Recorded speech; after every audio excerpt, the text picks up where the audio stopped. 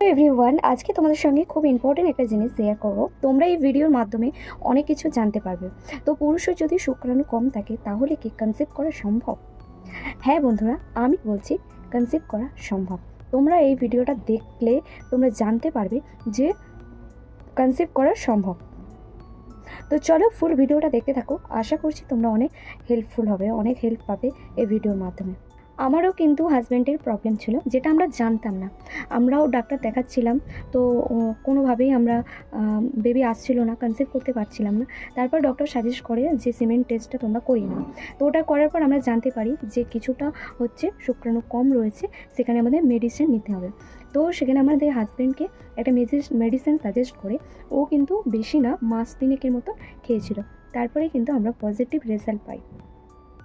আমার প্রেগনেন্সির রেজাল্ট, আমি কিন্তু এখন 20 উইকের প্রেগনেন্ট। আর তোমরাও কিন্তু এরকম রেজাল্ট পেতে পারো, অবশ্যই ডক্টরের কাছে সাজেশন নিয়ে। অবশ্যই কিন্তু তোমাদের পরীক্ষার আগে, মানে ওই সিমেন্ট পরীক্ষার আগে তোমাদের অবশ্যই কিছু জিনিস খুব ভালো করে মাথায় রাখতে হবে, জানতে হবে। প্রথমে বলি, তোমরা কোথায় টেস্ট করবে। অবশ্যই তোমরা কিন্তু কোনো হাসপাতালে, সরকারি হাসপাতালেও টেস্ট করাতে পারো, অথবা যে কোনো প্যাথোলজিতে গিয়ে তোমরা বলতে পারো যে আমরা সিমেন্ট টেস্ট করব, তো সেখানে গিয়েও তোমরা টেস্ট করাতে পারো। তবে অবশ্যই জেনে নেবে সেখানে সঠিক রেজাল্ট পাওয়া যায় কিনা। আর এই সিমেন্ট পরীক্ষার কিন্তু সঠিক একটা রেজাল্ট আমাদের দরকার হয়, কারণ যদি কোনোভাবে ভুল রিপোর্ট হয় তাহলে ভুল চিকিৎসার কারণে কিন্তু অনেক বিপদ হতে পারে। এই সিমেন্ট অ্যানালাইসিস পরীক্ষার আগে কিন্তু 4 থেকে 5 দিন আগে থাকতে তোমাদের কিন্তু মেলামেশা বন্ধ করে দিতে হবে। মানে কোনো শারীরিক তোমাদের সম্পর্ক রাখা যাবে না।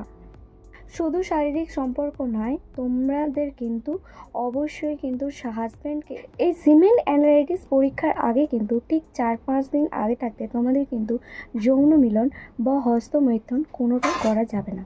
এবারে আছে থার্ড পয়েন্ট।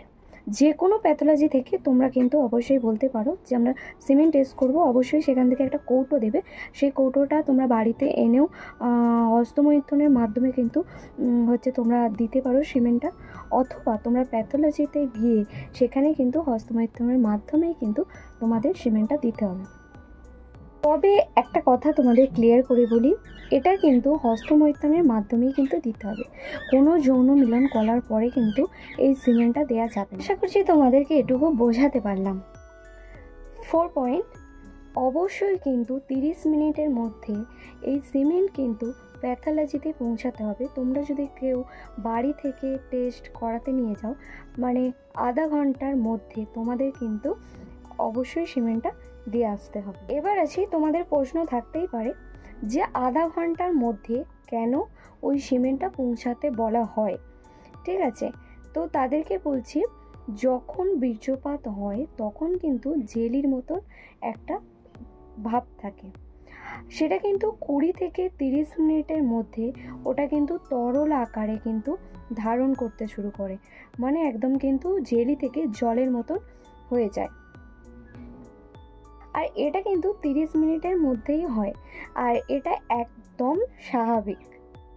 অর্থাৎ যদি কারো 30 মিনিটের বেশি সময় ধরে বীর্যটা একদম তরল আকার না ধারণ করে, তাহলে কিন্তু সেটা অস্বাভাবিক, মানে তাতে কিন্তু বাচ্চা নিতে অবশ্যই সমস্যা হয়। আজকে একটা পুরুষের কত থেকে কত পর্যন্ত নর্মাল রিপোর্ট আসে?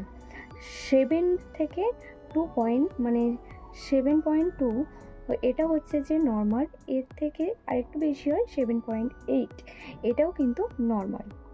এরকম যদি কারো রিপোর্টে আসে 7.2 বা 7.8, এটা কিন্তু একদম নর্মাল। এর থেকে যদি বেশি বা কারো যদি কম হয় তাহলে কিন্তু অস্বাভাবিক, তাদের কিন্তু বাচ্চা নিতে সমস্যা হয়। তাদের অবশ্যই ডক্টরের পরামর্শ নিতে হবে, এবং ডক্টরের পরামর্শ অনুযায়ী তাদের কিন্তু ওষুধ খেতে হবে, মেডিসিন খেতে হবে। কয়েকদিন মেডিসিন খেলে কিন্তু এটা ঠিক হয়ে যায়। যাদের খুব কম প্রবলেম থাকে তাদের কিন্তু সলভ হয়ে যায়। আমার কিন্তু হাজব্যান্ডেরও এরকম একটা প্রবলেম ধরা পড়েছিল, সেটা হচ্ছে 7.2 এর থেকে একটু কম ছিল, মানে 6 পয়েন্ট কত এরকম সামথিং ছিল। তো এই প্রবলেমটা ধরা পড়ায় আমরা ডক্টরের সাথে কনসাল্ট করি এবং ডক্টর আমাদেরকে একটা ওষুধ সাজেস্ট করে। সেই ওষুধটা এই মুহূর্তে আমার কাছে নেই, সেই ওষুধটা থাকলে আমি তোমাদেরকে দেখাতে পারতাম যে এই ওষুধটা আমার হাজব্যান্ড খেয়েছিল। তো ওই ওষুধটা প্রায় 2 থেকে 3 মাস পর্যন্ত কন্টিনিউ কিন্তু খেয়েছে। খাওয়ার পরে আমি কিন্তু কনসিভ করি। যাদের প্রেগনেন্সির প্রবলেম হচ্ছে, বাচ্চা আসতে প্রবলেম হচ্ছে, অবশ্যই বলবো তোমরা কিন্তু সিমেন্ট টেস্টটা করিয়ে নাও। করিয়ে নিয়ে তোমরা দেখে নাও তোমাদের সবটা ঠিকঠাক আছে কি না। যদি ঠিকঠাক না থাকে, যদি কম বেশি থাকে, অবশ্যই ডাক্তারের সাজেশান নিয়ে তোমরা কিন্তু ওষুধ খাওয়াটা স্টার্ট করে দাও। আর যত দিন দেরি হবে তত কিন্তু প্রবলেমটা বাড়বে, বই কমবে না। তাই তোমাদেরকে বলবো যদি কারো প্রবলেম থাকে অবশ্যই মেডিসিন খাও, খুব তাড়াতাড়ি ঠিক হয়ে যাবে। যেটা আমি রেজাল্ট পেয়েছি সেটাই তোমাদের সঙ্গে শেয়ার করলাম। মানে কম থাকলে তোমরা কিন্তু ওষুধ খেয়ে ঠিকঠাক একটা করে নিতে পারো আর খুব তাড়াতাড়ি তোমরাও কনসিভ করবে।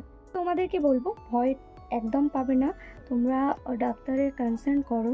আর যদি কোনো প্রবলেম থাকে খুব তাড়াতাড়ি ওষুধটা স্টার্ট করো আর তোমরা এরকম একটা সুখবর এবং একটা সুন্দর রেজাল্ট পাও। তো ভিডিও শেষে তোমাদেরকে একটাই কথা বলবো, ভিডিওটা তোমাদের কতটা হেল্পফুল হলো, কেমন লাগলো ভিডিওটা তোমরা কিন্তু জানাতে কেউ ভুলো না, অবশ্যই কমেন্টে জানিও। আর যারা নতুন আমার চ্যানেলে অবশ্যই সাবস্ক্রাইব করে পাশে থাকবে, সাপোর্ট করবে। নিত্য নতুন ভিডিও পেতে, নিত্য নতুন আপডেট পেতে অবশ্যই চ্যানেলটিকে সাবস্ক্রাইব করে রাখতে হবে। আর আমার সঙ্গে যোগাযোগ করার নাম্বারটা তোমাদের সঙ্গে নিচে দিয়ে দিলাম।